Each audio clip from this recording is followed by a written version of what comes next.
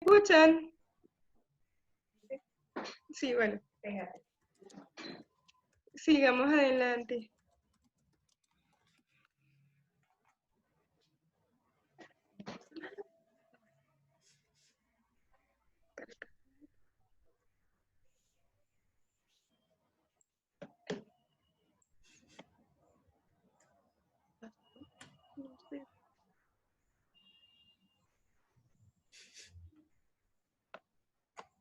Ahora sí. ¿Qué tenemos que saber los endocrinólogos?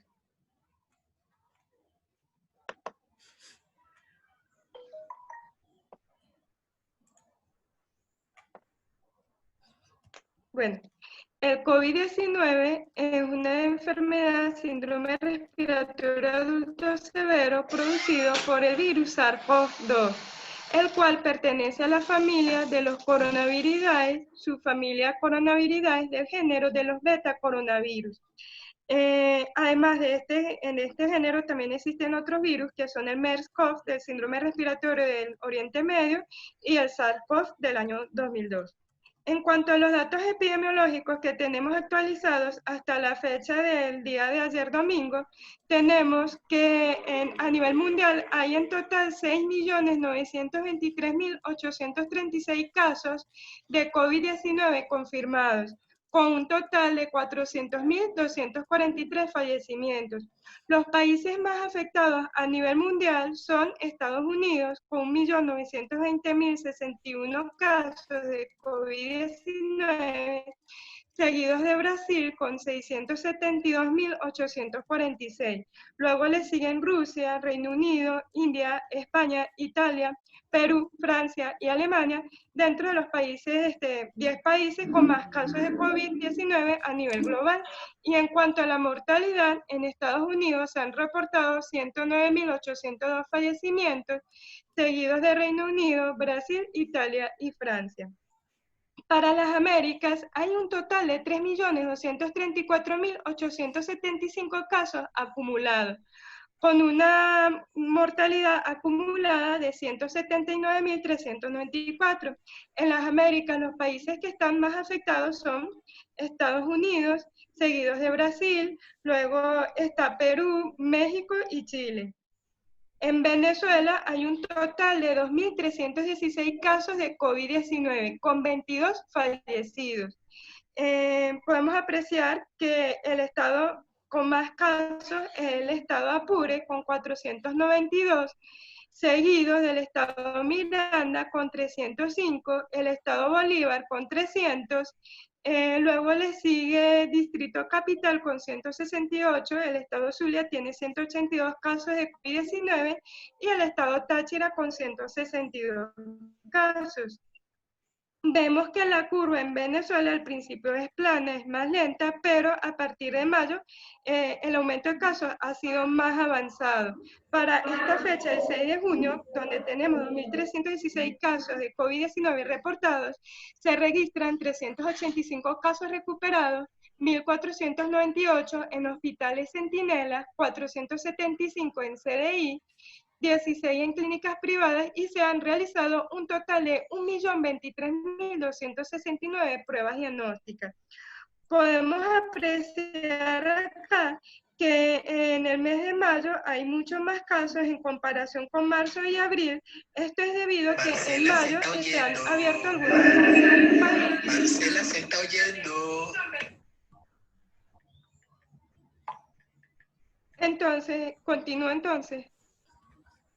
En mayo hay más casos en comparación con marzo y abril debido a que se abrieron las fronteras y por personas que han regresado del país procedentes de países tales como Colombia, Brasil, Perú y Ecuador. En cuanto a la distribución por género, vemos en el país que hay más hombres con 54% que mujeres con 46%, que es el 46% dentro de los casos de COVID-19. El grupo etario más afectado fue el de los 20 a 29 años de edad, con 449, seguidos del grupo de los 30 a 39 años con 359 casos de COVID-19. Estos con datos actualizados hasta el 31 de mayo del 2020. En cuanto a la diabetes mellitus, se encuentra dentro de las primeras 7 causas de mortalidad a nivel mundial. Dentro de las enfermedades no comunicables, esto según los datos que tenemos de la Organización Mundial de la Salud del año 2016.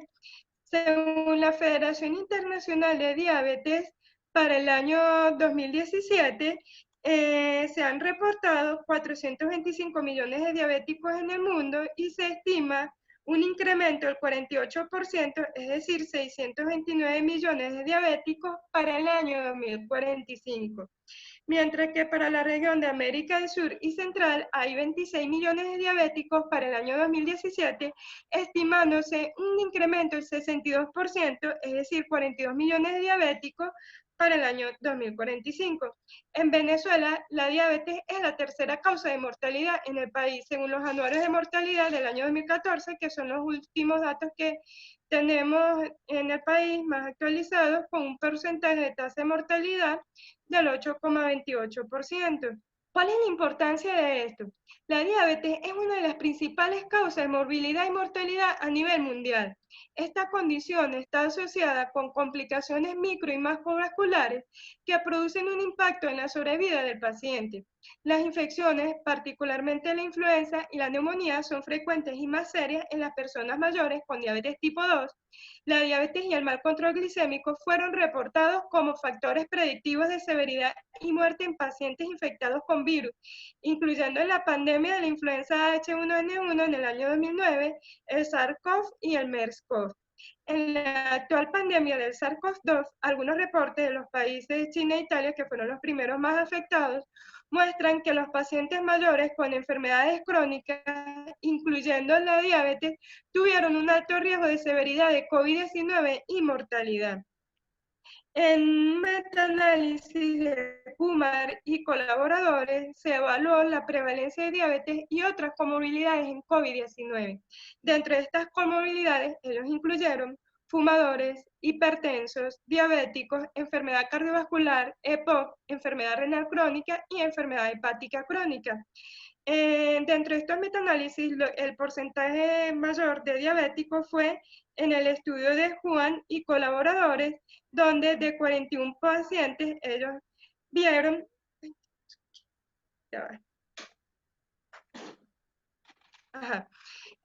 vieron que de estos 41 pacientes, el 19,5% eran diabéticos, el 14,6% eran hipertensos.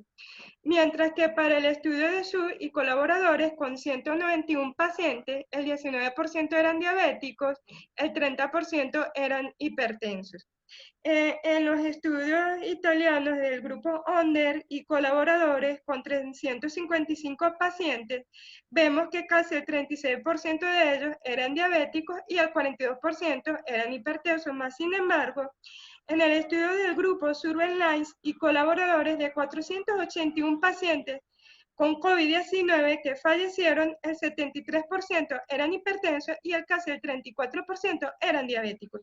Mientras que para el estudio de Bajo y colaboradores, con 24 pacientes, la más de la mitad, es decir, el 58% de ellos, eran diabéticos, y en el estudio de CDC COVID-19 Response Team de Estados Unidos, con 7.162 pacientes, solamente el 10,9% de ellos eran diabéticos. Ahora bien, ¿existe realmente un aumento del riesgo de complicaciones? Dentro de las observaciones clínicas tenemos que en Italia la severidad de la enfermedad COVID-19 ha sido notoria, con una tasa de fatalidad del 7,2%.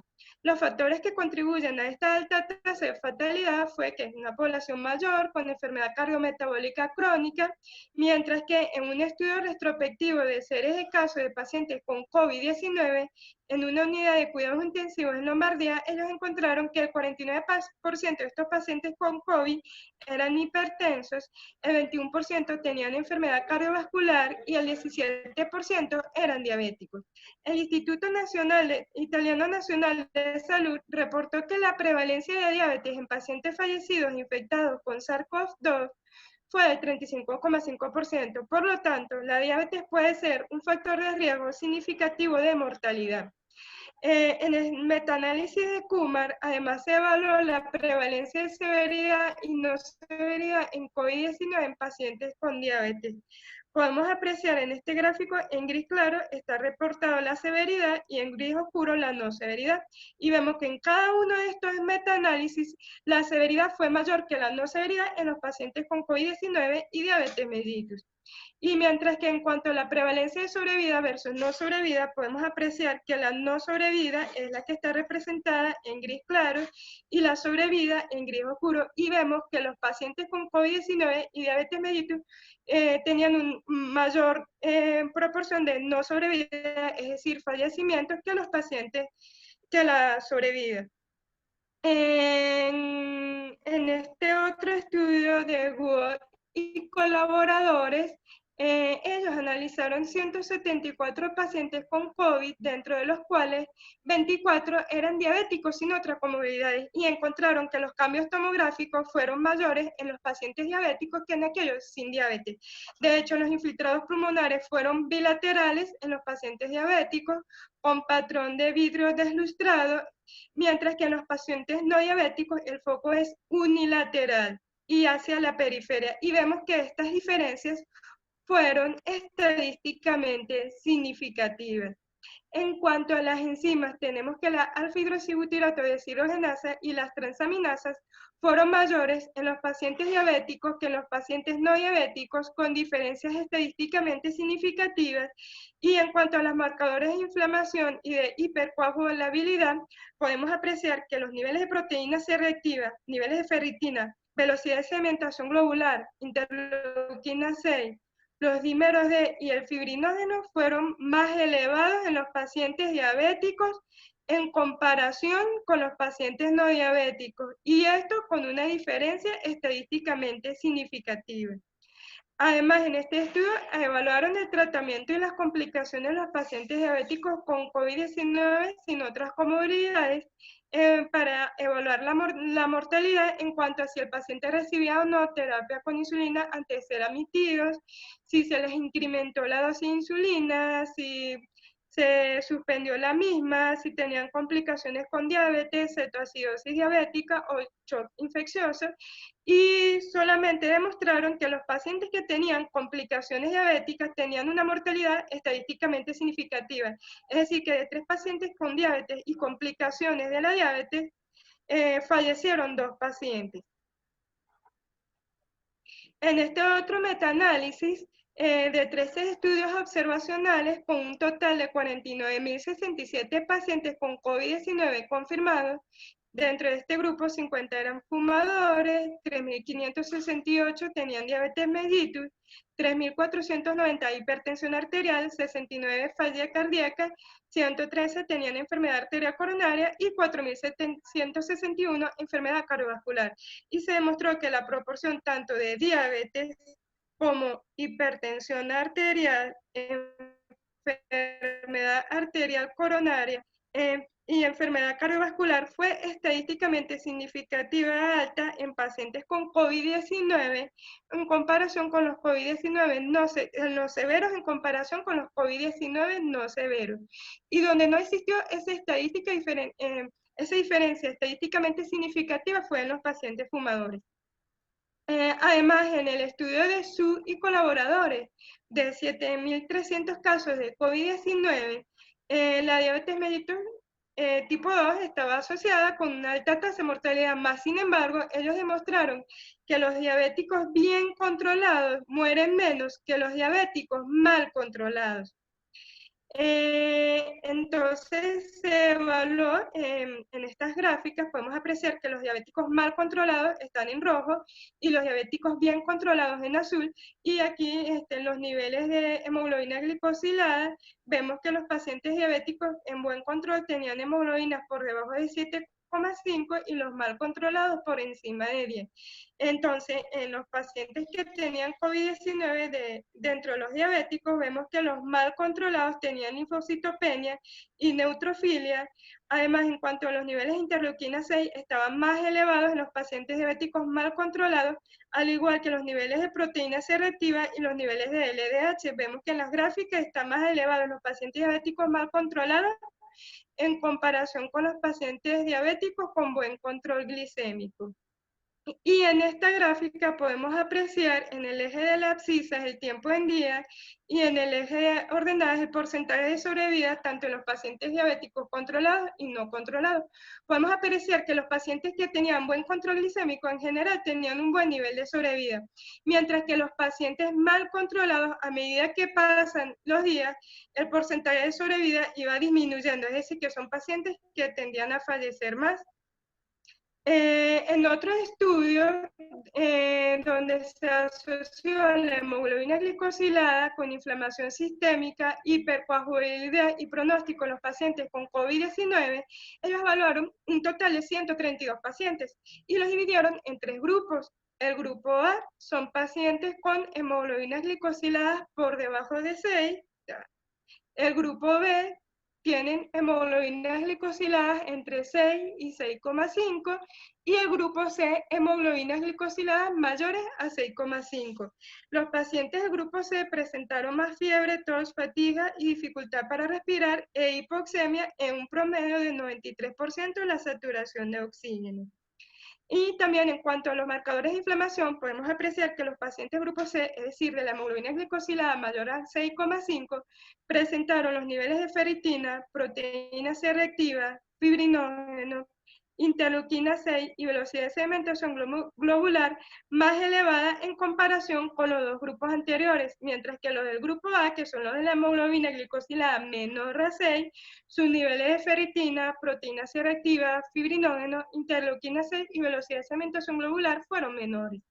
Y en cuanto a la saturación de oxígeno, los pacientes del grupo C son los que tuvieron menor nivel de saturación de oxígeno. En cuanto a las correlaciones lineales, podemos apreciar que a medida que incrementan los niveles de hemoglobina glicosilada, incrementan los niveles de ferritina, de proteína C reactiva, de fibrinógeno y de velocidad de sedimentación globular, mostrando una correlación lineal positiva. Mientras que en el caso de la saturación de oxígeno, a medida que incrementan los niveles de hemoglobina glicosilada, la saturación disminuye, mostrando una correlación lineal negativa. En cuanto a la sobrevida, podemos apreciar que la sobrevida en el grupo A y B fue mayor que en el grupo C, mientras que la mortalidad fue mayor en el grupo C, es decir, los pacientes con hemoglobina glicosilada por encima de 6,5 diabéticos que tuvieron una mortalidad de 27,7% mayor en comparación con los dos grupos anteriores, y esto con una diferencia estadísticamente significativa. En los factores de riesgo que incrementan la morbilidad en los pacientes con COVID-19 y diabetes mellitus es la susceptibilidad de hiperglicemia con terapia con glucocorticoides, el monitoreo inadecuado de glucosa, la falta de contacto con profesionales de salud y la discontinuación inapropiada de ARA2 e IECA. En conclusión, para terminar, el COVID-19 es un síndrome respiratorio agudo severo producido por el virus SARS-CoV-2. Los casos de COVID-19, a medida que pasan los días, van en aumento a nivel mundial, con una alta tasa de mortalidad. Existe un aumento de riesgo de complicaciones, severidad y mortalidad en los pacientes diabéticos con COVID-19.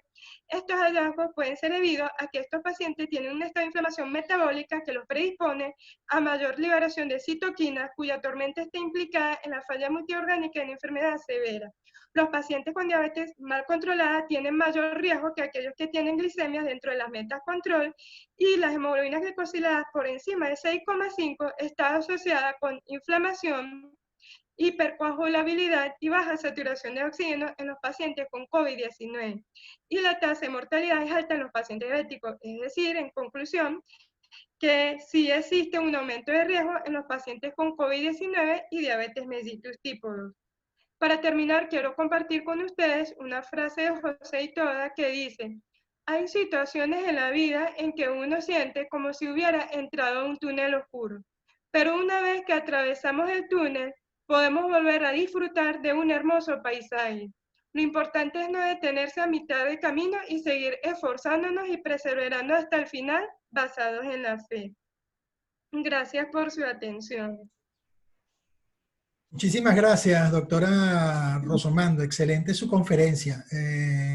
Bueno, a continuación vamos a tener con nosotros a la doctora Mónica Dacaña con su presentación. La doctora Mónica nos va a conversar en la mañana de hoy acerca de la fisiopatología del COVID-19.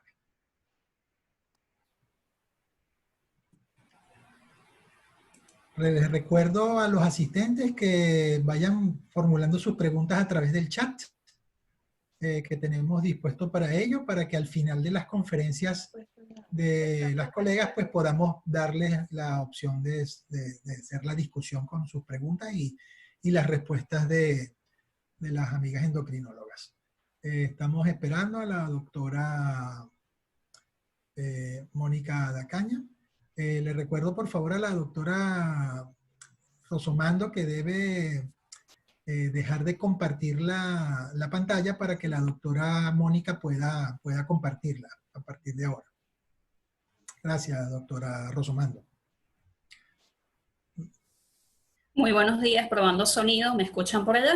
Excelentemente bien, doctora. Se escucha de maravilla. Perfecto. Ahora, por favor, comparta su pantalla. Perfecto, gracias.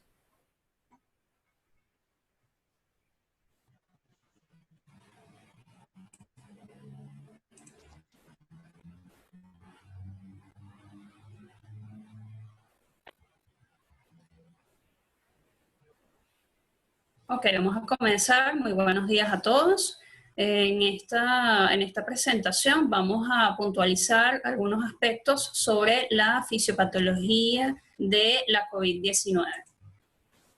Es importante comentar que el coronavirus está constituido en su genoma por un ARN de cadena simple y que estos virus pertenecen tanto a la familia como a la subfamilia de los coronaviridaes, los cuales se agrupan en 4 géneros, donde los alfa coronavirus y los beta coronavirus tienen la capacidad de infectar mamíferos. El coronavirus que conocemos pertenece al género del beta coronavirus, donde entonces desde el año 1960 se ha conocido diversos virus que han sido capaces de infectar al ser humano.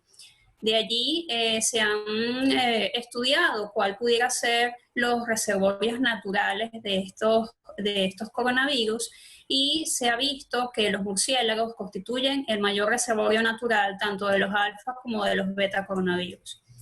Desde el año 2000 en adelante han surgido varios brotes donde podemos ubicar el virus del SARS en la época del 2003, luego el síndrome del coronavirus del síndrome respiratorio del Medio Oriente, más adelante, y actualmente tenemos entonces el SARS-CoV-2.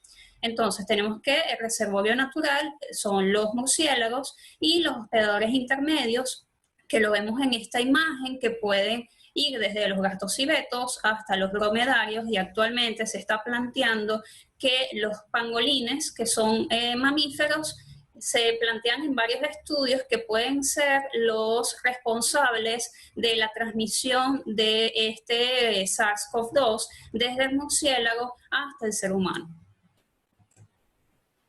Tenemos que entonces los coronavirus son patógenos importantes tanto para los humanos como para otros mamíferos vertebrados, ya que pueden afectar diversos sistemas corporales, entre ellos los sistemas respiratorio y digestivo a nivel hepático y el sistema nervioso central, no solamente del humano, sino también de otros mamíferos. Hasta el año 2000 no se consideran altamente patogénicos hasta que, bueno, surgieron estos brotes principales, el SARS durante los años 2002 y 2003, posteriormente en el 2012 el MERS, y actualmente vemos el surgimiento de la pandemia de la COVID-19. Es importante que para conocer cómo sucede desde el punto de vista fisiopatológico la interacción entre estos virus y las células hospedadoras, se hace imprescindible poder saber cómo es la estructura de este coronavirus 2, donde observamos que está constituido por una capa lipídica y a su vez también lo van a constituir tanto proteínas estructurales como proteínas no estructurales.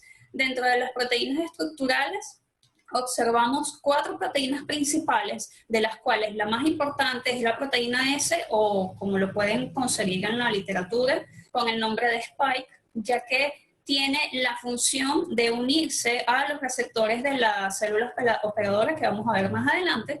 Luego tenemos la proteína M de membrana, que además de permitir la liberación del ARN hacia la célula hospedadora, también le contribuye a darle forma a la membrana.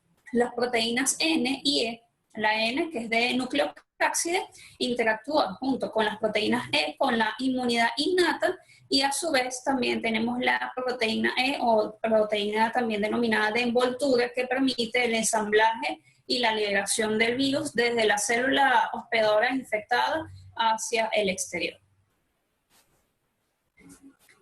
Observando más a profundidad la estructura genómica de este tipo de coronavirus, vemos que está constituido por aproximadamente 30.000 nucleótidos. Observamos toda la secuencia genética de este coronavirus y vemos los genes que codifican tanto para cada una de las proteínas no estructurales y estructurales. Vemos acá el segmento que codifica, o en la porción central, vemos el gen que codifica para la proteína S. La proteína S es un homotrímero que está constituido por 1273 aminoácidos. Cada uno de estos monómeros va a estar a su vez formado por 2 subunidades. En primer lugar, una subunidad S1, donde en su porción media observamos el dominio de unión al receptor, que va a ser la parte específica de esta proteína que se va a unir al receptor de la célula hospedadora, y en segundo lugar está la subunidad S2, que permite la fusión de la membrana viral con la membrana de la célula hospedadora. Es importante también acotar que esta secuencia genética del coronavirus 2 es similar en un 80% con el virus del SARS y en un 50% con el virus responsable del MERS. Antes de entonces explicar cómo sucede esta interacción, es importante repasar algunos aspectos fundamentales sobre el sistema renina-angiotensina-aldosterona, donde desde el punto de vista renal, a nivel del aparato juxtaglomerular, es una de las estructuras del riñón que se encarga de sintetizar la renina, ya sea en respuesta a la disminución del volumen circulante efectivo y a la caída de la tasa de filtración glomerular. Básicamente, esos son los estímulos principales para la liberación de renina. Una vez liberada a nivel hepático, va a permitir la conversión del angiotensinógeno hacia angiotensina 1 y posteriormente se va a convertir en angiotensina 2 por medio de la acción de la enzima convertidora de angiotensina 1. Una vez que se forma la angiotensina 2, puede seguir 2 vías. Una en la cual se va a unir a su receptor específico, que en este caso es el receptor de angiotensina 2 tipo 1, los cuales tienen como efectos fisiológicos acciones tanto proinflamatorias, proapoptóticas y profibróticas, y a su vez también acciones vasoconstrictoras.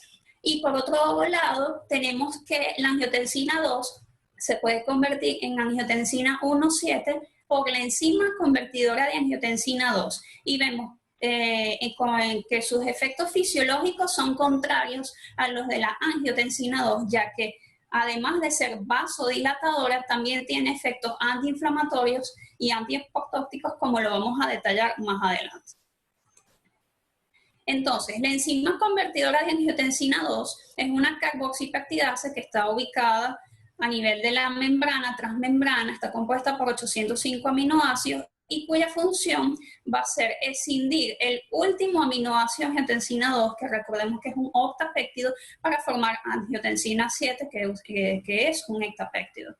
A su vez también tiene la función de escindir el último aminoácido de la angiotensina 1, un decapéptido, para formar angiotensina 1,9. se considera que la enzima convertidora de angiotensina 2 es el mayor regulador negativo del sistema renina-angiotensina-aldosterona por los efectos contrarios que produce en comparación con este sistema renina-angiotensina. Entonces, es importante conocer dónde está expresado esta enzima convertidora de angiotensina 2. Está expresado tanto en el tracto respiratorio superior como en el inferior a nivel pulmonar. Particularmente va a estar expresada en los neumocitos tipo 2, a su vez también en las células endoteliales vasculares a nivel cardíaco, en el páncreas, a nivel renal y gastrointestinal.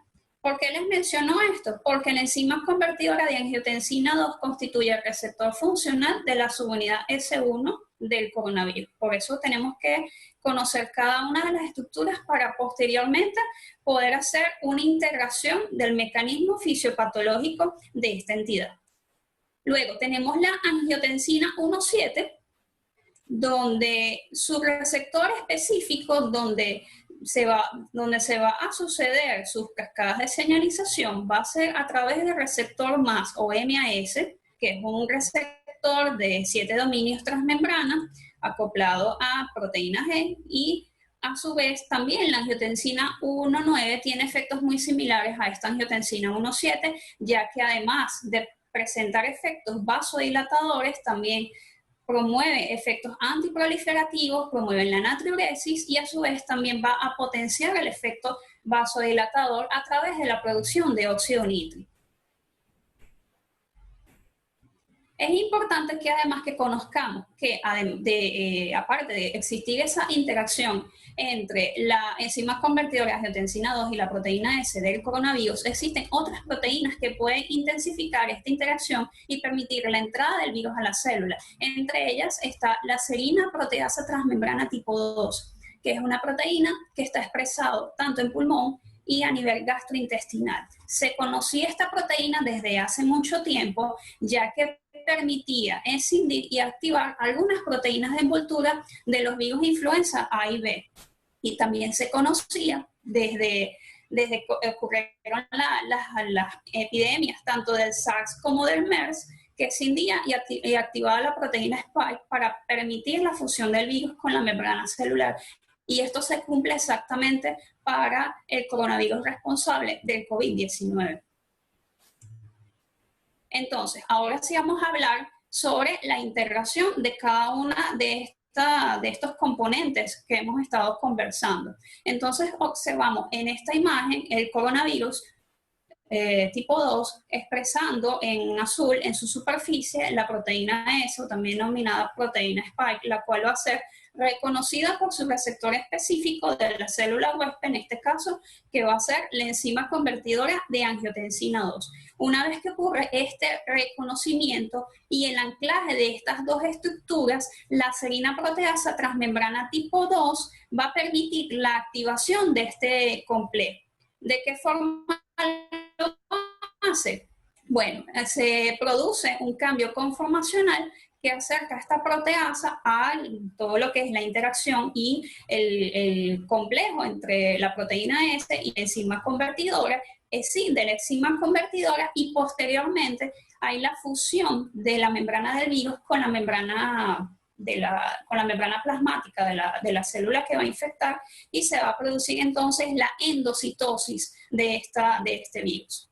A su vez también existen otras proteasas que pueden intensificar esta unión del virus con la membrana celular y posteriormente su entrada a la célula a través del endosoma, como es la proteína furina, que eso lo vamos a ver más adelante. Entonces, una vez que se forma ese endosoma en cuyo interior se encuentra el coronavirus, vemos entonces que van a actuar en ese endosoma diversas enzimas proteolíticas y a su vez va a disminuir el pH dentro del endosoma. Eso va a permitir un cambio en la membrana del endosoma y la liberación del ARN viral hacia el citoplasma de la célula infectada. Una vez sucedido esto, entonces se va a utilizar la maquinaria genética de la célula hospedadora para producir tanto el ARN viral como las proteínas estructurales y no estructurales que forman parte del virus, ¿ok?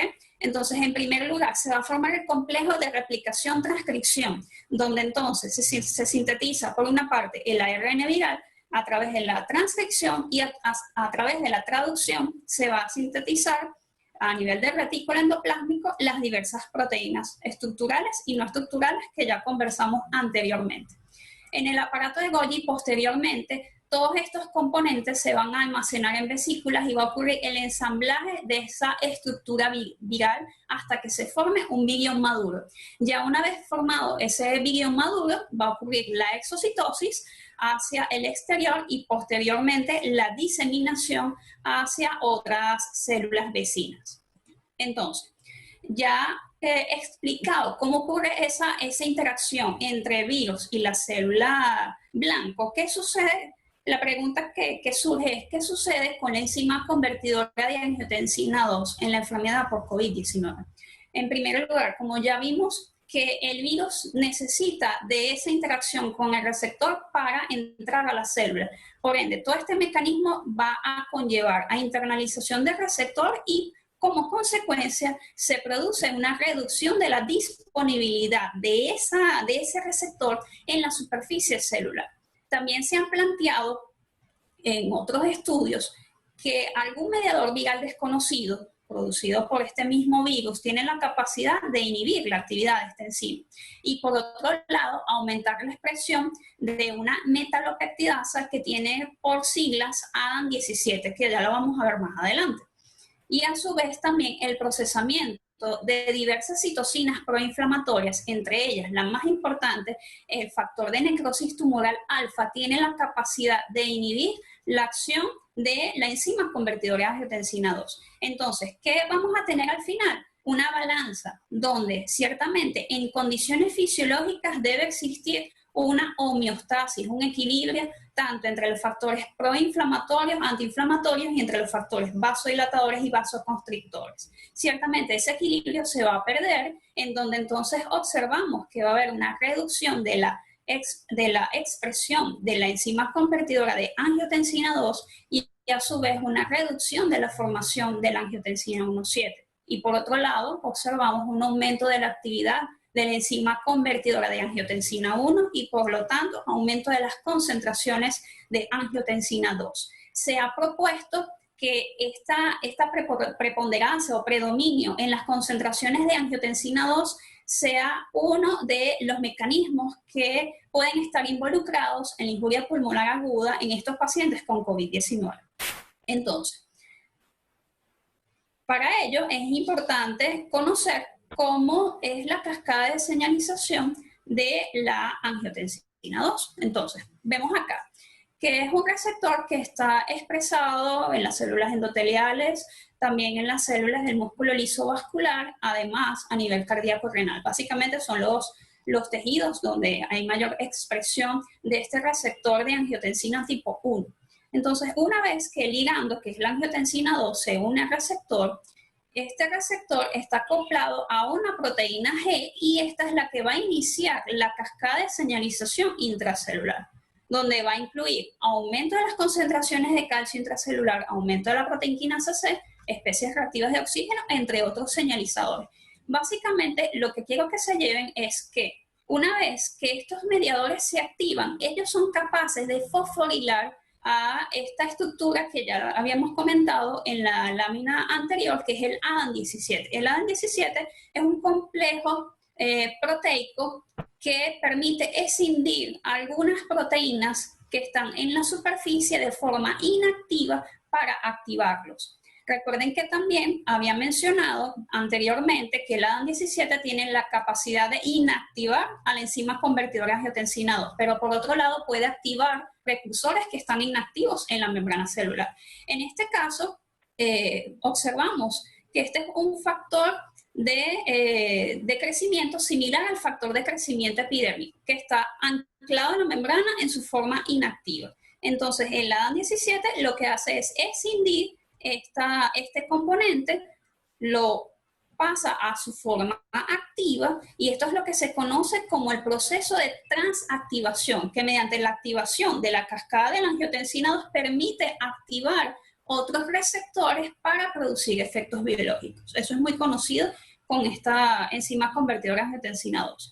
Entonces, una vez que este ligando esté activo y se une al receptor, en este caso el factor de crecimiento epidérmico, tiene la capacidad de autofosforilarse, ya que tiene residuos de tirosinquinasa, y a su vez puede entonces activar dos vías. Una vía en la cual se va a activar la fosfatidilinositol 3 quinasa y al final la proteína mTOR, que participa en la síntesis proteica, y en segundo lugar la activación de la vía de las MAC-quinasas. Estas dos vías al final lo que van a concluir en sus efectos van a ser efectos proliferativos de hipertrofia y migración celular.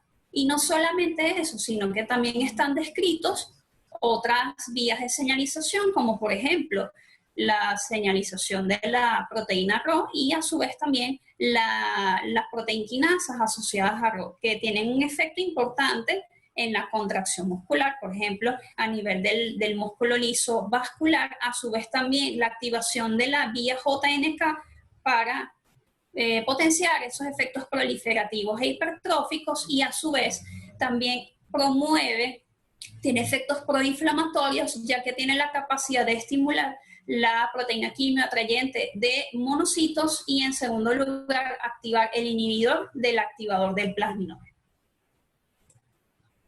Entonces, se ha conversado desde el mes de marzo, surgió una controversia debido a un artículo publicado en la revista Lancet por Li Fan y colaboradores, donde se hacía la advertencia sobre el uso de los IECA y los ARA2 en pacientes con esta patología. Ellos mencionaban en este artículo que debido a estas interacciones entre el virus y la célula hospedadora, que incluía un mayor riesgo de infección, el hecho de que estos pacientes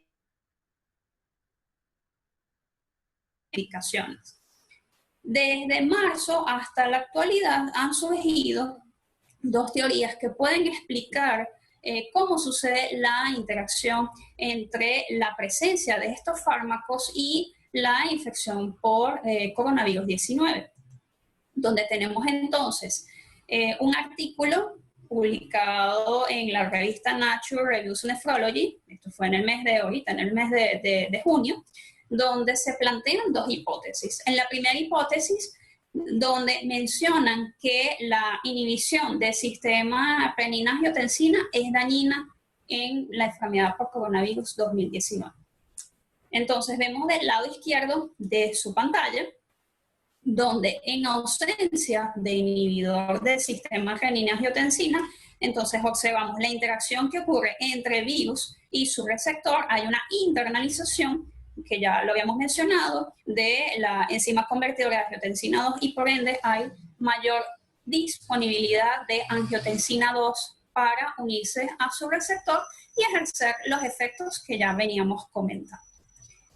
En el caso, por ejemplo, de esta hipótesis, en el caso de que este paciente reciba un inhibidor del sistema renina-angiotensina aldosterona, entonces se comenta o se ha visto en estudios que el uso de estos inhibidores, tanto IECA como ARA2, aumenta la expresión de la enzima convertidora angiotensina 2 en la superficie celular. Por ello, ellos plantean que esto va a predisponer a una mayor entrada viral y por ende un mayor riesgo entonces de complicaciones en el contexto de la infección por COVID-19. De allí que ellos plantean esa primera hipótesis. Sin embargo, en la segunda hipótesis, estos autores plantean que la inhibición del sistema renina-angiotensina es protectora en esta patología, donde entonces observamos del lado izquierdo, donde sin la presencia del inhibidor de este sistema, entonces, como vemos, a diferencia de las primeras gráficas, tenemos entonces un predominio en las concentraciones de angiotensina 2 por internalización de la ECA2, y por lo tanto entonces va a existir esos efectos predominantes proinflamatorios y profibróticos. Sin embargo, del lado derecho, donde en presencia de un inhibidor del sistema renina-angiotensina-aldosterona, ya sea un IECA o un ARA2, el IECA porque disminuye la conversión a angiotensina 2 y el ARA2 bloquea, antagoniza la unión de la angiotensina 2 con el receptor, atenuando el efecto proinflamatorio y profibrótico en estos pacientes. Ahora, ¿cuál es la conclusión de estos estudios hasta el momento? Y la pregunta es, para aclarar esa duda, ¿el uso de IECA o ARA2 aumenta el riesgo de infección por SARS-CoV-2 o el desarrollo de resultados adversos? Realmente, hasta el momento, no hay estudios en humanos que soporten estas hipótesis, por lo cual las diversas sociedades, tanto de cardiología como de hipertensión a nivel mundial, recomiendan que se debe mantener estos fármacos en vista de que no hay evidencias ni a favor ni en contra del uso de tanto de IECA como de ARA2 en el contexto de la COVID-19. Ahora vamos a pasar a cómo sucede la respuesta inmune en esta infección. Entonces vemos que el COVID-19, como ustedes ya puede infectar al humano a través de gotas respiratorias, y una vez que llega entonces a las vías aéreas, encontramos las células epiteliales, ¿ok? En estas células epiteliales las va a infectar ya por todo el proceso que ya se comentó anteriormente, pero lo importante es que también quiero que ustedes se lleven es que este coronavirus 19 es un virus citopático, es decir, que es capaz de producir un alto grado de inflamación de la célula infectada, lo cual conduce a un proceso de muerte celular programada, y esto se conoce con el término de piroptosis. Una vez entonces que esta célula sufra este proceso de piroptosis, se va a liberar hacia las células vecinas, ya sean células epiteliales o en el caso a nivel pulmonar, los macrófagos alveolares o las células endoteliales. Estas células apoptóticas liberan diversos patrones moleculares asociados a daños, que pueden ser, por ejemplo, ácidos nucleicos, pueden ser ATP.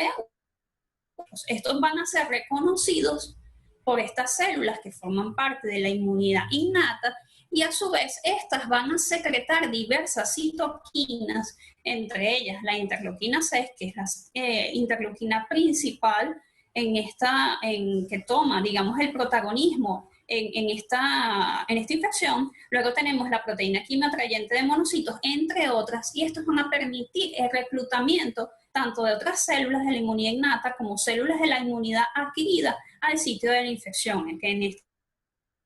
Entonces, a partir de acá pueden ocurrir dos eventos. Del lado derecho, donde entonces observamos que se puede producir una respuesta balanceada, una respuesta inmunológica saludable, donde entonces vemos que los macrófagos alveolares pueden tener la capacidad de fagocitar estas células infectadas, y a su vez también tenemos que los linfocitos citotóxicos o CD8 liberan diversas enzimas proteolíticas que se encargan de producir o de inducir muerte celular programada en estas células infectadas. A su vez también los macrófagos alveolares tienen la función de neutralizar el virus y producir el aclaramiento viral, y así como los anticuerpos producidos por los linfocitos B, que actúan como neutralizantes y tienen la capacidad de inactivar este virus. Por supuesto, todo esto inducido por la célula CD4, que son los famosos directores de orquesta de toda esta respuesta inmunológica. Entonces vamos a ver que al final de esta respuesta adecuada, entonces tenemos un daño pulmonar que es realmente leve, con una mínima inflamación, y de allí entonces se da el proceso de convalescencia y recuperación en estos pacientes. ¿Qué ocurre al lado izquierdo? Que hay un gran aumento de la permeabilidad vascular y hay un gran reclutamiento de todas estas células del sistema inmunológico al sitio de la infección. Y en consecuencia existe una gran producción de citocinas, de donde está la interleuquina 6, el factor de necrosis tumoral alfa, entre otros, y ese exceso de producción de citoquinas es lo que va a producir la denominada tormenta de citoquinas, que no solamente va a producir daño a nivel pulmonar, sino que también puede hacer daño en órganos a distancia y ciertamente todo este proceso es lo que da origen al síndrome respiratorio agudo severo, a la inflamación sistémica y a la falla multiorgánica en el contexto de COVID-19. Entonces, ¿qué sucede en el sistema endocrino? En el páncreas endocrino se plantea que puede haber 3 tipos de daño. En primer lugar, un daño directo a las células beta pancreáticas que está mediado por el virus. Recordemos que ellas también expresan esta enzima como receptor. En segundo lugar, donde existen alteraciones en autoantígenos, puede haber allí un mimetismo molecular y entonces las células beta pancreáticas son reconocidas como un cuerpo extraño y por ende se puede suscitar una destrucción inmunomediada. En tercer lugar, una infección del páncreas exocrino y por la respuesta inmunológica que se produce, estas citocinas pueden dañar también a la célula beta. Ya en estudios que se han realizado anteriormente, con la epidemia de SARS del 2003, se ha observado que causa hiperglucemia en pacientes sin el diagnóstico de diabetes preexistente. Y ya en pacientes que son conocidos con este diagnóstico, también se ha descrito un aumento de la insulinoresistencia. Entonces, ¿qué sucede en los pacientes diabéticos y por qué ellos tienen una mayor predisposición o mayor riesgo para infectarse por COVID-19 y aumentar el riesgo de complicaciones? Bueno, importante haber descrito todos estos mecanismos porque ciertamente se ha visto que en pacientes diabéticos hay un aumento de la expresión de la enzima convertidora de angiotensina tipo 2. Ya en estudios que se han hecho en ratones se ha visto que está aumentada esta expresión, tanto en riñón, en hígado y en páncreas. En pulmón no está tan expresado esta enzima en diabetes, pero sin embargo son aspectos que todavía se deben estudiar a profundidad. A su vez también está descrito el aumento de la furina, que ya se comentó que es la proteasa que permite intensificar el reconocimiento y la entrada del virus a la célula. A su vez también el deterioro de la función de las células T, ya en los pacientes diabéticos, y por per se, el mismo virus produce linfocitopenia, aunque todavía no se sabe cuál es el mecanismo exacto, pero esta linfocitopenia se correlaciona con el pronóstico del paciente. Y a su vez, el aumento de la interleuquina 6, que aunque varias citoquinas pueden aumentar en esta infección por el coronavirus 2019, la interleuquina 6 es una de las principales que puede ayudar a desencadenar esta tormenta de citoquinas y por ende en las múltiples complicaciones que pueden ocurrir en el paciente diabético. Entonces acá, en esta gráfica, se resumen los mecanismos que pudieran explicar el incremento de la susceptibilidad de la infección por coronavirus 19 en pacientes diabéticos, donde entonces observamos la entrada del SARS coronavirus 2 al tracto respiratorio, se infecta ya por mecanismos ya mencionados anteriormente y a su vez no solamente se va a producir el proceso de muerte celular programada, sino que también puede inducir toda esta interacción entre el virus y la célula y el sistema inmunológico, la necrosis del epitelio respiratorio, el incremento de la permeabilidad capilar y aumento de la producción de moco. Esto por un lado, entonces va a ser la fisiopatología para la formación de la neumonía. Por otro lado, entonces vemos que en estos pacientes diabéticos está descrito un deterioro de la actividad macrofágica. Y por otro lado, un deterioro en el reclutamiento temprano, tanto de neutrófilos y de la producción de interferón gamma por las células NK.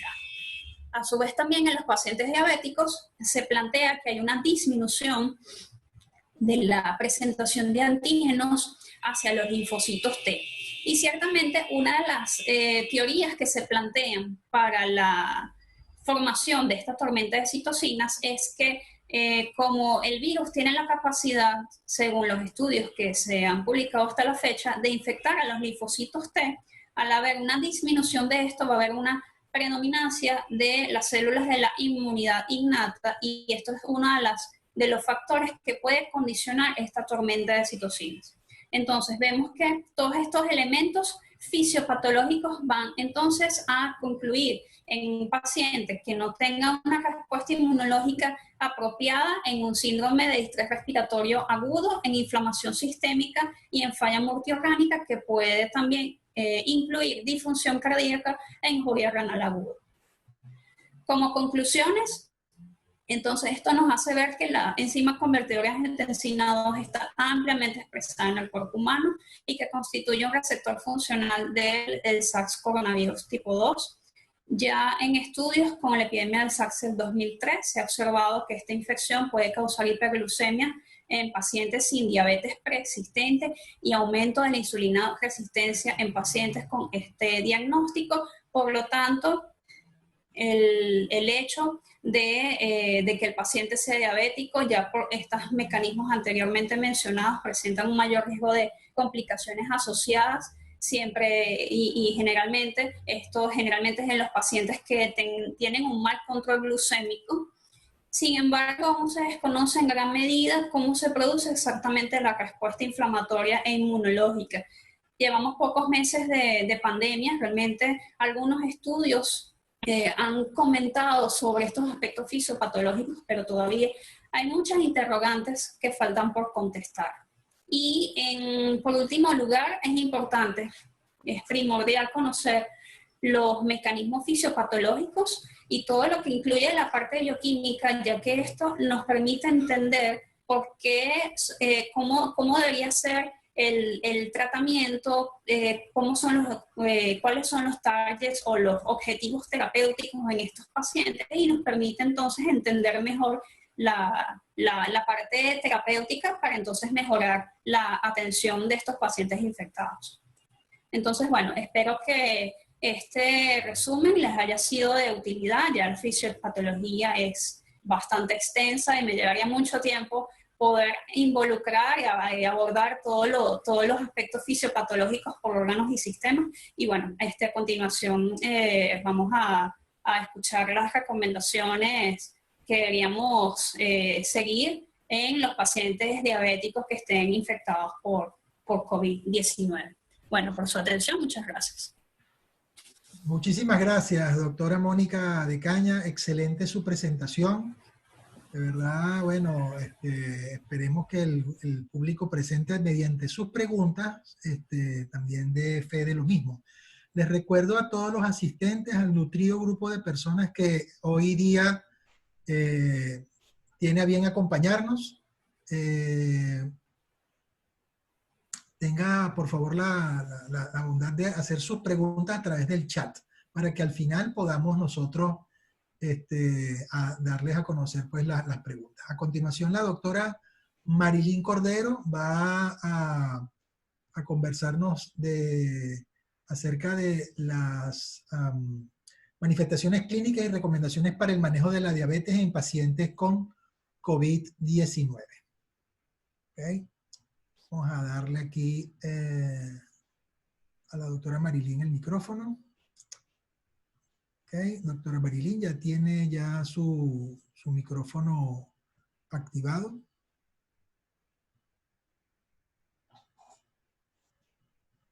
Doctora Marilyn.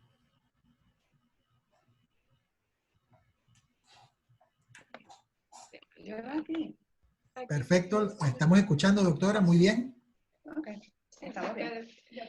Bueno, buenos días. Vamos a continuar entonces con la tercera conferencia de este webinar en relación a las manifestaciones clínicas y recomendaciones para el manejo de los pacientes de la diabetes en el paciente con COVID-19. En relación a los síntomas o las manifestaciones clínicas que mayormente se presentan en este grupo de pacientes, tenemos que diversos estudios realizados en Wuhan, en China, habían demostrado que estos pacientes diabéticos infectados con coronavirus, generalmente la edad de promedio son personas de mayor edad, generalmente en este grupo de pacientes un promedio de 28.6 años, la mayoría en relación igual a la estadística presentada por la doctora Rosamando, vemos que la prevalencia generalmente es en el sexo masculino, y que los síntomas más comunes fueron fiebre, tos seca y fatiga, seguidos de disnea, anorexia, diarrea, expectoración y náuseas. Es importante saber que este grupo de 28 pacientes diabéticos que ingresaron, 14 de ellos fueron ingresados a terapia intensiva y 12 de ellos fallecieron. Aquí vemos las características, inclusive de los signos vitales de este grupo de pacientes que fueron admitidos con infección con COVID-19. Fíjense lo que habíamos expuesto, la mayoría de estos pacientes fueron contaminados por exposición a la enfermedad. Generalmente presentaron fiebre con una frecuencia con disnea, donde tenemos también que puede haber cierto aumento de la presión sistólica. Había un grupo de estos pacientes que comenté que tenían insuficiencia respiratoria leve, otros graves, de los cuales 14 ingresaron a la unidad de terapia intensiva y de los cuales 2 fallecieron, de los que habíamos nombrado anteriormente. Tenemos que la mayoría de este grupo de pacientes diabéticos tiene hipertensión como una enfermedad asociada. Igualmente hubo un grupo con patología cardiovascular, no había compromiso renal y vemos que sigue prevaleciendo la fiebre como primer síntoma, seguida de tos, expectoración, disnea, diarrea, anorexia, fatiga y náuseas. La mayoría de estos pacientes que ingresan ya tienen cambios a nivel pulmonar. Vemos que estos pacientes diabéticos, vemos que tienen estos cambios a nivel pulmonar, donde es importante el signo del vidrio desmerilado.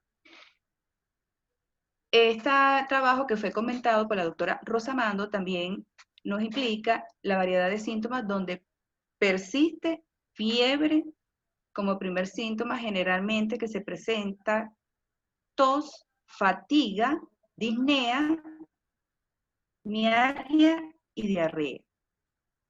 Entonces, es importante que tomemos en cuenta que los pacientes siempre tienden a presentar un aumento de la temperatura. Vamos a hablar ahora de las recomendaciones en nuestros pacientes diabéticos y en aquellos pacientes diabéticos con infección por coronavirus.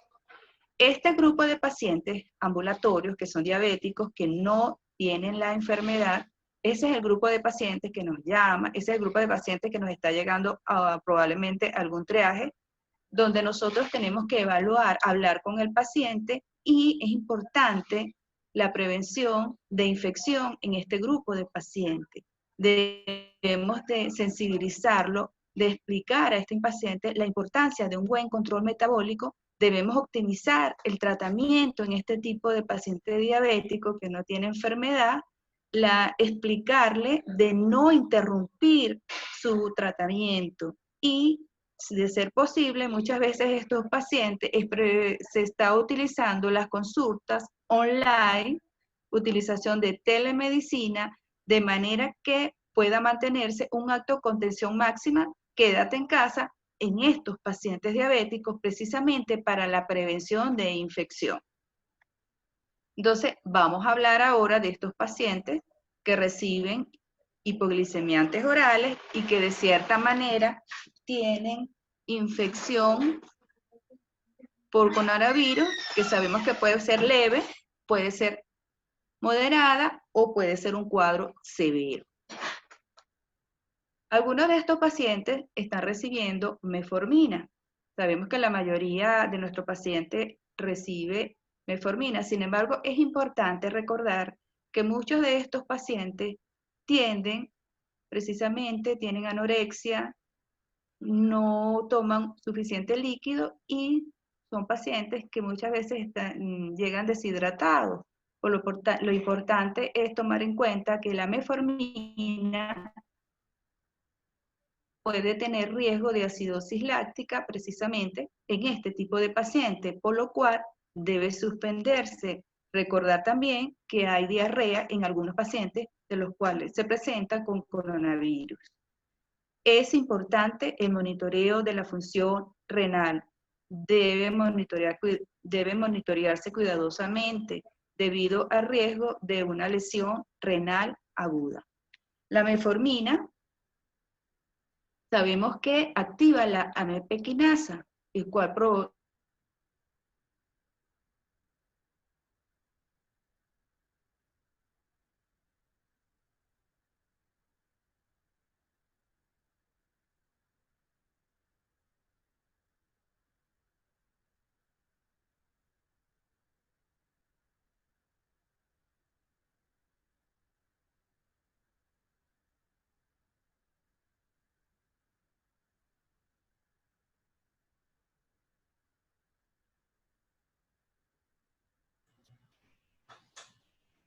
Creo que sí, estamos teniendo unos problemas técnicos. Déjenme ver cómo puedo resolver acá un momentico.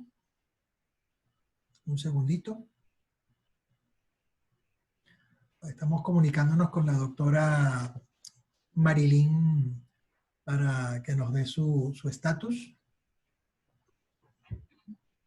Mientras tanto, les recuerdo, primero les doy las gracias por su asistencia a nuestro webinar en la mañana de hoy. Les recuerdo que por favor pueden ir escribiendo sus preguntas para tenerlas preparadas para una vez llegado el momento de la discusión de preguntas al final de las conferencias y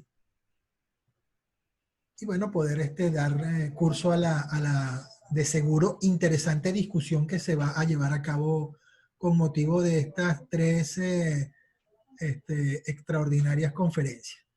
Les recuerdo que la doctora María Teresa Rosomando, quien es endocrinólogo del Hospital Vargas, nos conversó acerca de los aspectos epidemiológicos de la COVID-19 en la diabetes. La doctora de Caña nos conversó acerca de la fisiopatología y actualmente la doctora Marilyn nos estaba conversando acerca de los aspectos terapéuticos.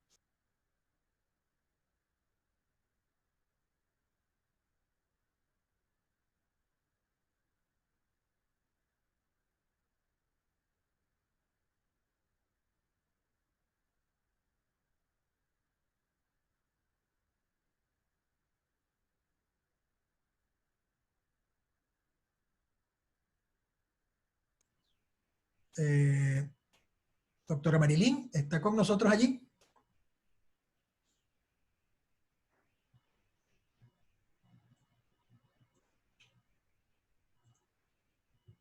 Doctora Marilyn. Sí, yo los escucho. Perfecto. Bueno, puede continuar, doctora. Se ve y se escucha perfecto. Gracias. Ok. Bueno, nos habíamos interrumpido en relación a la metformina. Recuerden que la metformina activa la AMP quinasa, por lo tanto produce una fosforilización en esta enzima de la angiotensina 2 y el cual produce en esa unión del virus con la enzima ACE2 un cambio conformacional, el cual hace que disminuya esa unión del virus con con la enzima o el sitio de la enzima de la AE2, el cual es favorable. El grupo de pacientes que esté recibiendo sulfonilureas es un paciente que va a tener un riesgo elevado de hipoglicemia. Por lo tanto, este paciente diabético infectado que vamos a ingresar para hospitalizarlo debe omitirse precisamente por ese riesgo de hipoglicemia. Tenemos el otro grupo de hipoglicemiantes, inhibidores de la SGLT2, que sabemos que produce una reducción en cuanto a la reabsorción de glucosa y un incremento en esa excreción de glucosa que produce una diúresis osmótica. Por lo tanto, estos medicamentos, canaglifosina, dapaglifosina, empaglifosina, que son uno de los más conocidos, tienen un riesgo de producir deshidratación, inclusive cetosis diabética durante la enfermedad en estos pacientes diabéticos infectados por coronavirus. Por lo tanto, debe suspenderse durante los primeros días de la enfermedad. De hecho, debe evitarse durante esta enfermedad respiratoria y se debe vigilar la función renal, que debe ser monitorizada cuidadosamente por el riesgo de lesión renal. También tenemos el grupo de los análogos de la GLP-1, sabemos que incluye un gran número de ellos, como la albiglutide, dulaglutide, exenatide de liberación prolongada, liraglutide, lixisenatide, semaglutide, porque ellos son excelentes medicamentos, pero tienden a producir náusea, hiporexia en algunos pacientes. Entonces, algunos pacientes con COVID que están diabéticos, que tienen la enfermedad, pueden tener náuseas, hiporexia, deshidratación, y es probable que conduzca a que esta enfermedad sea grave. Por lo tanto, estos pacientes que reciben estos análogos de la LP1 deben monitorearse cuidadosamente y omitirse si vemos que este paciente, su enfermedad va en deterioro. Entonces, es un paciente que debe mantenerse una buena hidratación, una buena adecuada ingesta de fluidos. Tenemos los inhibidores de la DPP, de la alogliptina, linagliptina, saxagliptina y sitagliptina. Generalmente son uno de los medicamentos mejor tolerados en pacientes con enfermedad leve. Estos pacientes, estos inhibidores de la DPP, así como los análogos de DP1, por lo menos la inflamación juega un rol importante, clave para esta infección del coronavirus, y que esta enzima de la DPP4 se está expresando en varios tejidos que incluyen el tracto respiratorio, por lo cual representa un potencial objetivo de reducir la severidad del COVID-19. La DPP, esta enzima, es un blanco, y sabemos que es un blanco utilizado en la terapia que está basada en incretina en diabéticos tipo 2 con los inhibidores de la DPP4. Tiende a ser efectivo en pacientes diabéticos con coronavirus. Igualmente, los GLP-1, habíamos comentado que hay que monitorizar a este paciente, se deben vigilar. Estos análogos tienen también muy buena respuesta porque tienen acción antiinflamatoria y tienen unos efectos antiadipogénicos que disminuyen la resistencia a la insulina. Ya más o menos Mónica había explicado los efectos de la infección por coronavirus en los pacientes diabéticos. Pacientes que reciben insulina, no debemos de retirar la insulina, al contrario, debemos hacer ajustes y hacer un estricto monitoreo capilar, ¿verdad?, de la glucosa, que puede ser cada 2, cada 4 horas, inclusive debe motivar al paciente de que ya no va a ser 1 o 2 veces, que probablemente ya serán 3 hasta 4 veces al día, inclusive en países donde tienen los equipos para hacer monitoreo continuo, se programan y están, se suma importancia para estos tipos de diabéticos tipo 1.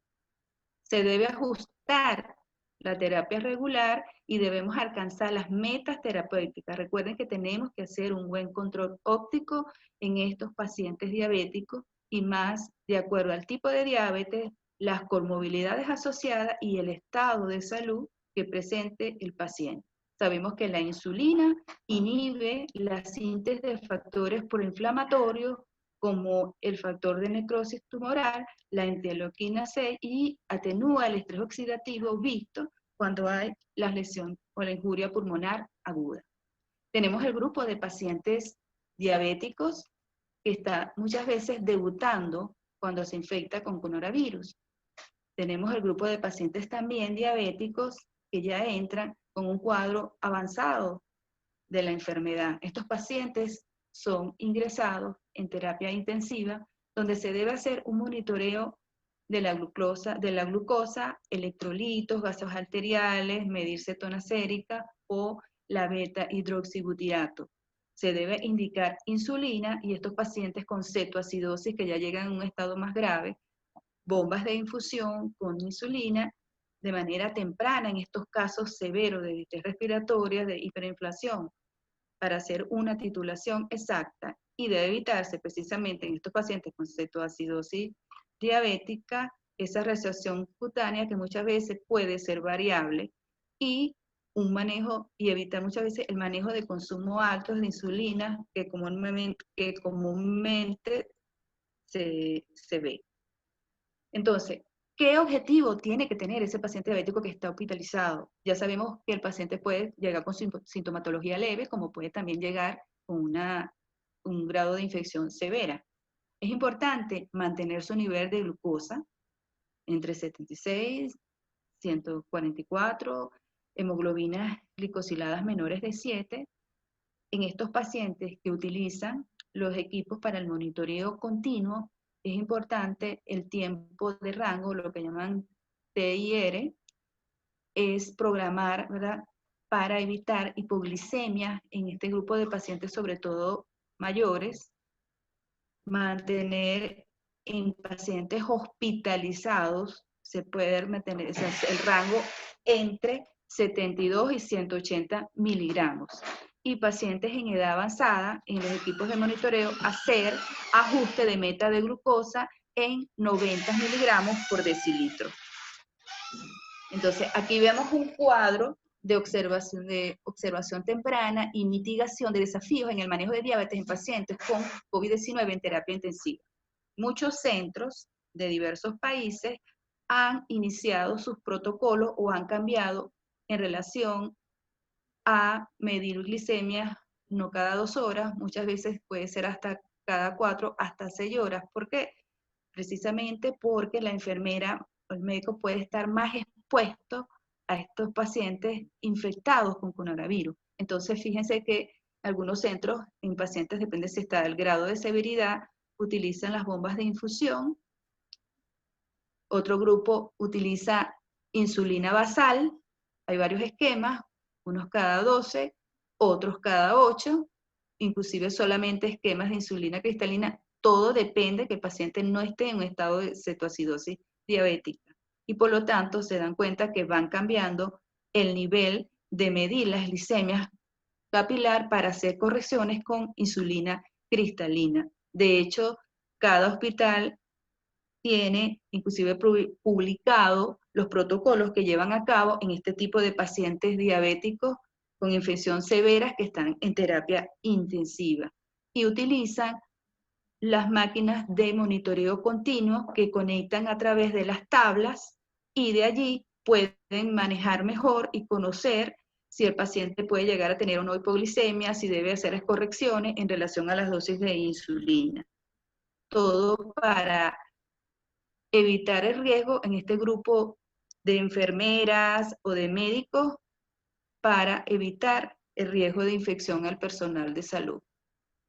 Entonces, fíjense que también existen fármacos que son utilizados en los pacientes diabéticos, que no son los hipoglicemiantes, sino también la doctora lo había comentado. Tenemos medicamentos como los esteroides que pueden también producir o afectar los niveles de glicemia.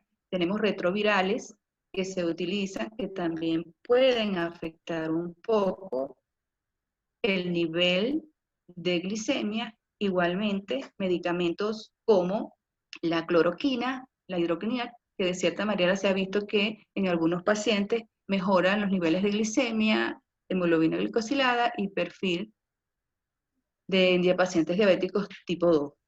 Ya les dije, los retrovirales también que pueden tener alteraciones a nivel de glicemia, pueden producir lipodistrofia, inclusive alteraciones del nivel de colesterol, donde tenemos la lipavir, el ritonavir, los glucocorticoides, remdesivir, darunavir y el cobicistab.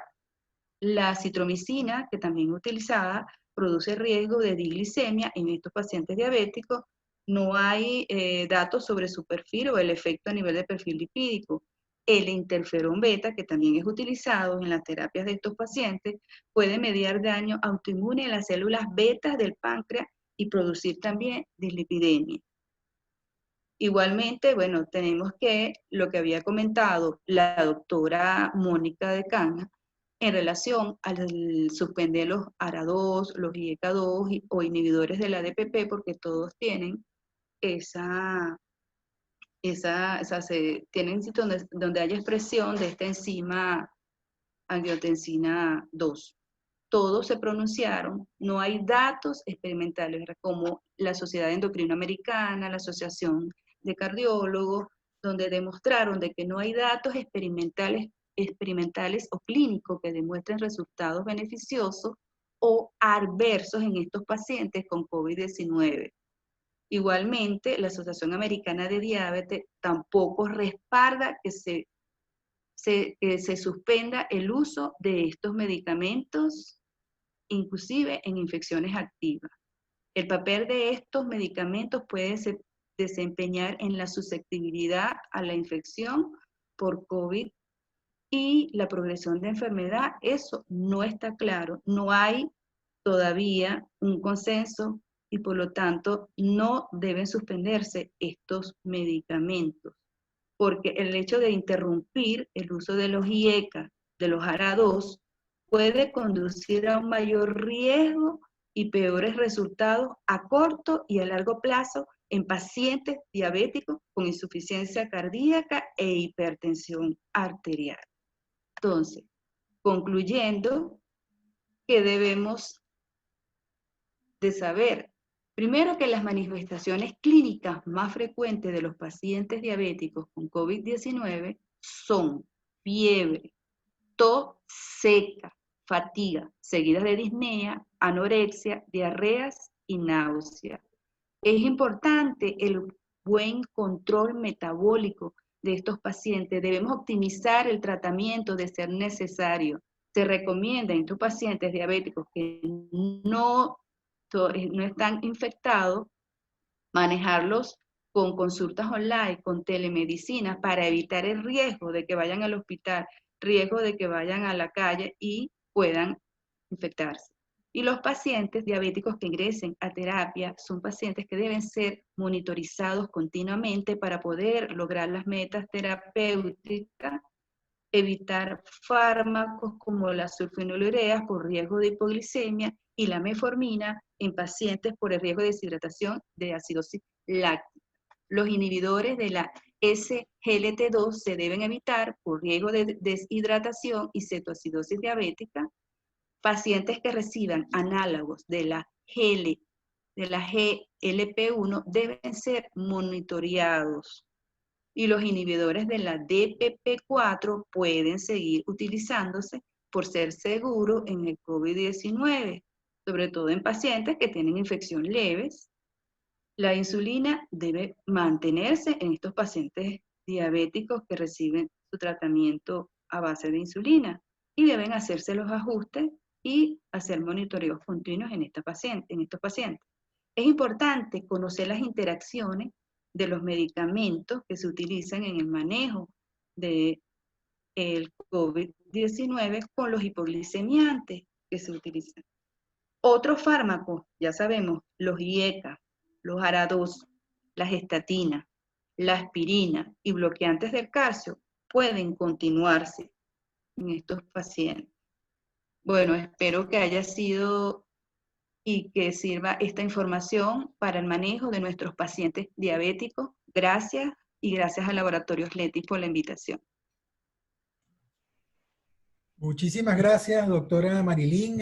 Excelente su conferencia. De verdad, pues un gran honor pues de nuestra parte haberla tenido por aquí junto con la doctora Rosomando y la doctora de Caña con sus excelentes conferencias. Vamos entonces a dar inicio al espacio para la moderación de las preguntas. Les recordamos a todos los asistentes que por medio del chat pueden realizar todas las preguntas que tengan a bien realizar para las colegas. Por acá lo que tenemos hasta el momento son, bueno, palabras de felicitación para ustedes. Yo por aquí me voy a adelantar con una de las preguntas que recibimos por el privado, donde creo que la pregunta es para la doctora Rosomando, pero por supuesto cualquiera de ustedes la puede contestar sin ningún problema, ¿no? Dice que en el contexto de la actual pandemia de COVID-19 y conociendo pues la relación que la diabetes mellitus tiene con esta en cuanto a al aumento del riesgo de complicaciones y mortalidad, ¿usted piensa que el número de fallecidos observado en Venezuela hasta este momento muestra algún tipo de subregistro? Sí, puede existir, yo sí pienso que en nuestro país sí puede existir algún subregistro. Ok. En cuanto a la parte de COVID y todo lo que es la parte de los datos estadísticos. Perfecto. Por acá tengo otra pregunta. No sé, creo que es para la doctora Rosomando también. ¿Usted piensa que la tasa de letalidad que actualmente muestra la epidemia de COVID-19 en el mundo tiende a estabilizarse alrededor del número que actualmente muestra? No dice el número, pero usted nos dirá ahorita cuál es ese número. O se estabilizará de acuerdo a algunos valores como los observados en la epidemia de SARS de hace ya cerca de 15 años. ¿Me puedo volver a repetir la pregunta? Sí, doctora. Dice acá que si usted piensa que la actual tasa de letalidad por COVID-19 se estabilizará en los valores actuales o va a tender a la baja como se observó con la epidemia del SARS de hace cerca de 15 años. Sí, depende también de si se toman las medidas, la parte del cumplimiento de las medidas en cuanto a la cuarentena, el uso de tapabocas, respetar las distancias de un metro, probablemente sí disminuyan, pero si no se cumplen todas esas medidas, entonces los casos van a seguir en incremento. Ok. Por lo menos aquí en Venezuela. Perfecto. Si alguna de las colegas, la doctora Mónica o la doctora Marilí, pues también tienen a bien comentar algo, pues por supuesto, bienvenida su comentario. Voy a activar el micrófono, perdón, de la doctora Mónica para que también pueda contestar si desea o hacer algún comentario al respecto. Sí, doctora Alicia, yo quería comentar, bueno, agregar una acotación, bueno, un comentario adicional al comentario de la doctora Rosomando. Bueno, lo que se ha visto en los artículos, lo que se ha escuchado de los expertos epidemiólogos a nivel mundial, que bueno, esto por lo menos hasta que surja la vacuna o hasta que el 60-70% de la población mundial no esté infectada, siempre van a existir aumento de los casos. Va a presentarse momentos en los cuales hay picos, posteriormente hay descensos, pero se describen que pueden más adelante surgir otros picos de aumento del número de casos del COVID-19 hasta que, bueno, hasta que se aplique la vacuna o hasta lo que se ha mencionado que está infectado el 60-70% de la población mundial. Eso era lo que yo quería acotar en ese aspecto. Excelente. Muchas gracias, doctora de Caña. Por acá tengo una pregunta bien interesante. Pacientes con sobrevida al COVID-19, pero que son diabéticos, ¿podrían desarrollar a futuro fibrosis pulmonar?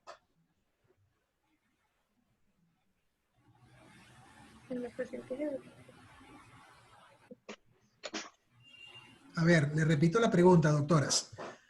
Pacientes con sobrevida al COVID-19, que son diabéticos, ¿podrían desarrollar a futuro fibrosis pulmonar?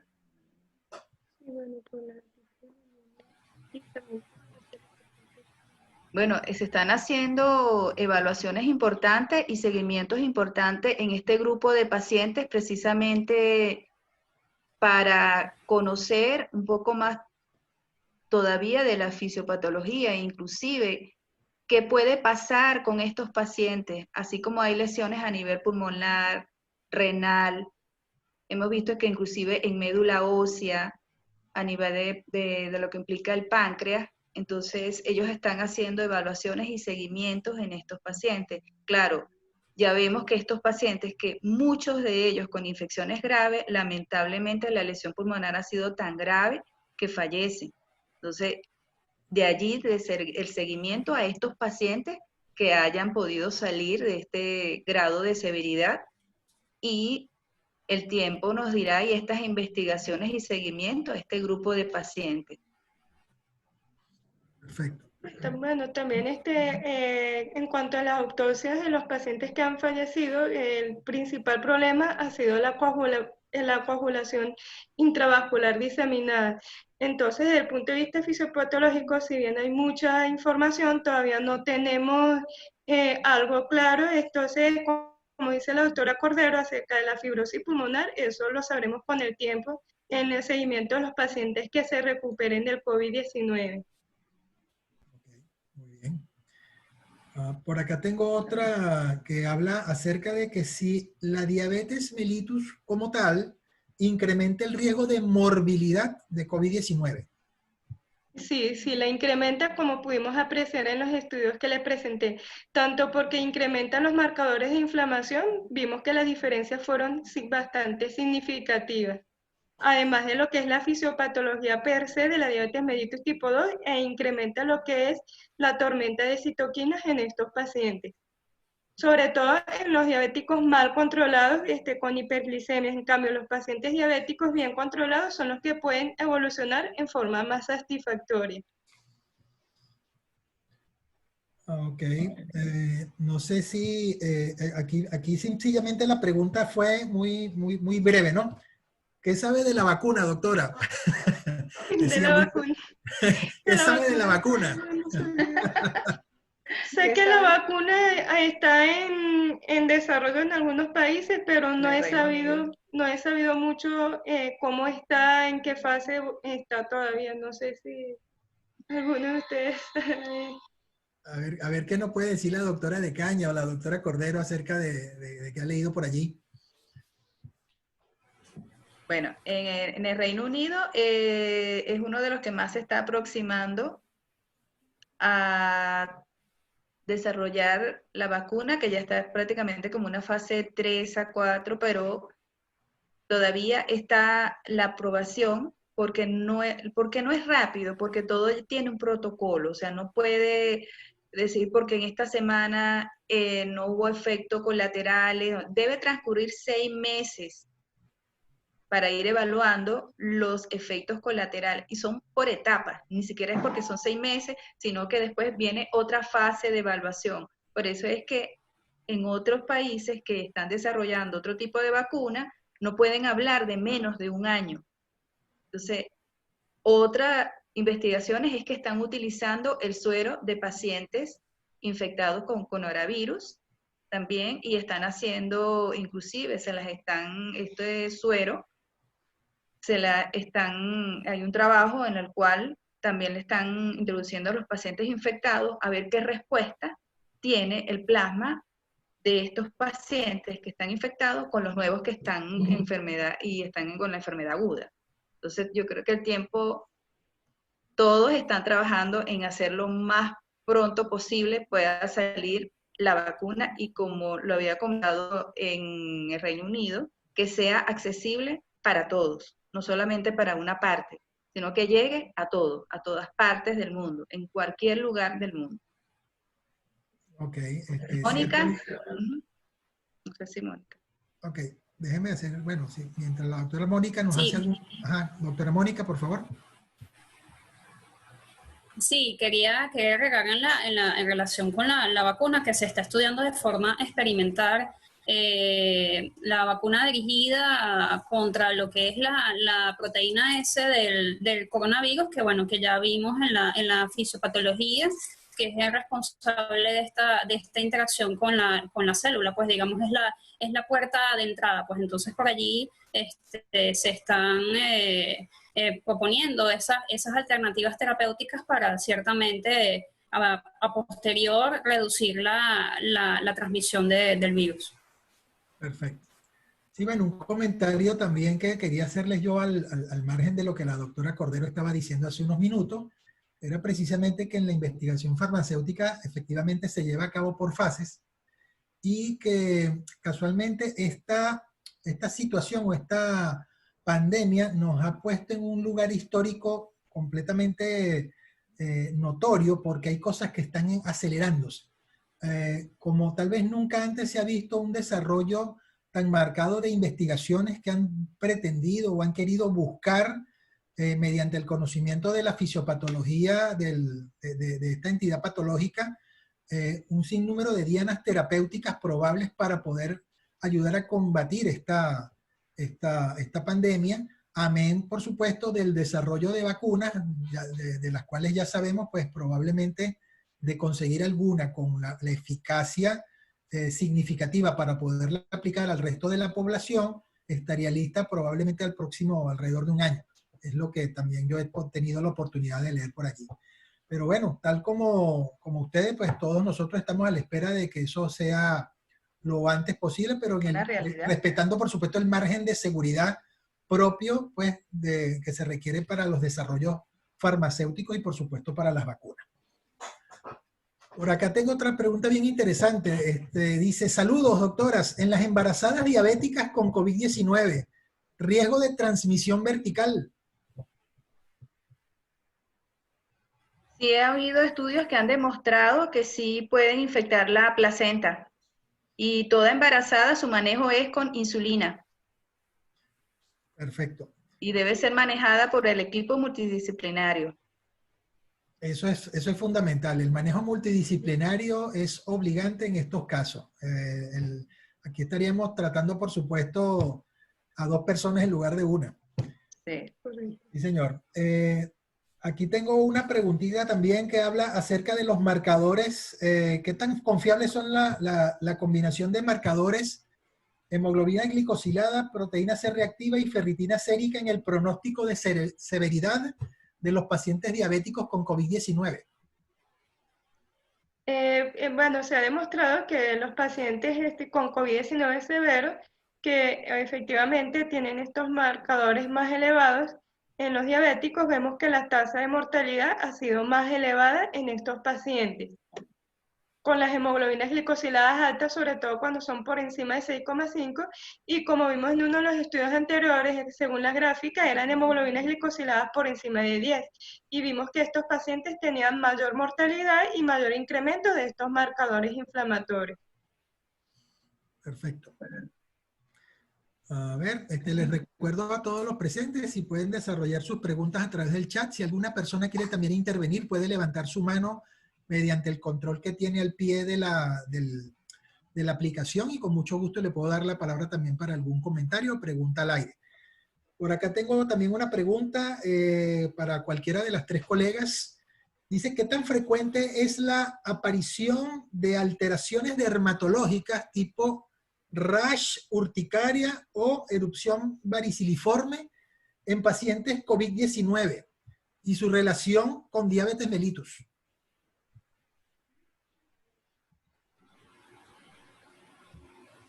En grupos de pacientes en Italia, España, inclusive en Estados Unidos, donde la incidencia de la enfermedad ha sido elevada, muchos pacientes han tenido apariciones dermatológicas relacionadas, sobre todo con la infección del coronavirus.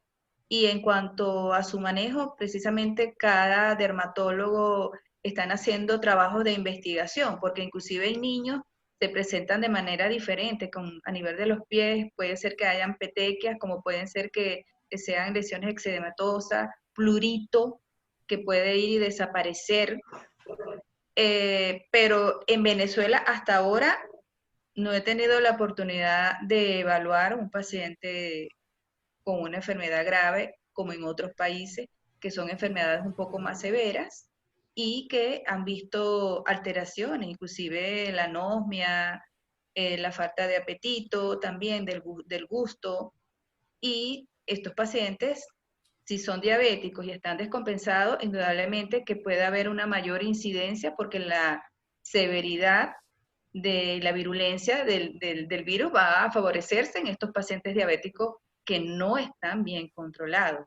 Y como todos trabajan en equipo, todos son equipos multidisciplinarios en vista de todas las patologías derivadas de este virus que realmente tiene meses en esta pandemia y que en algunos países se han manifestado de una manera mucho más agresiva.